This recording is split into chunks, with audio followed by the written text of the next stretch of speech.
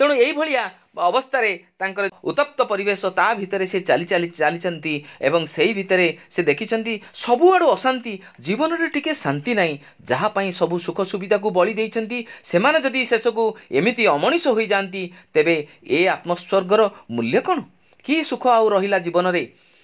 यही चलवा अवस्था झाड़ रे पंजाबीटी पूरापूरी ओदा हो गलानी शोषरे तंटी अठाटा हो जाउछि ओदा गामुछाटी सुखी काठ हो गलानी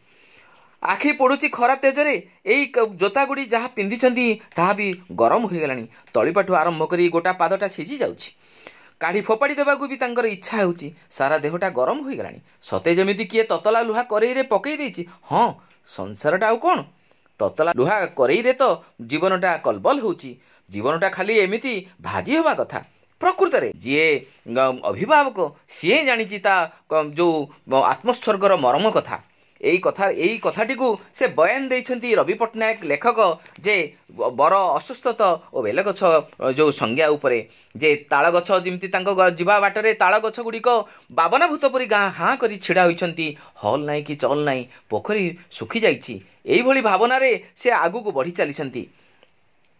नटवर बाबू केतबेले आसी तांकर पाख गाँ जो दुईटी मौजा अच्छी से मौजा पाखर जो पाखरे आसी पहुँची जाइछंती सीमारे एवं सेठी गोटे जीर्ण शीर्ण मंदिर अच्छी सेठी से पाखरे देखिछंती जे गोटे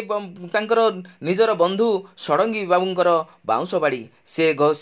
बाउंश गछ गुड़िक ठेंगा ठेंगा होई लंब लंब होई बिना पवन रे दोहलुछंती कंटा झंटा भर्ती बाउंश कणी गुड़िक रास्ता उपर को अधे माड़ी आसी कंकाळर आंगुली परी देखा जाउछंती ए भावना जे बयान कला बेले लेखक कहिछंती जे जीवन केते दुर्विसह जदि जदि आमे माने चिंता करबानी आमर संस्कार आमे उत्तर पीढ़ी को देई परिबानी सठिक भाव में बा आम उत्तर पीढ़ी ताकू जदि ग्रहण करि परिबानी ठीक ठीक रे तेबे आमर जीवन ततला कड़ई रे भाजी हेबा सार।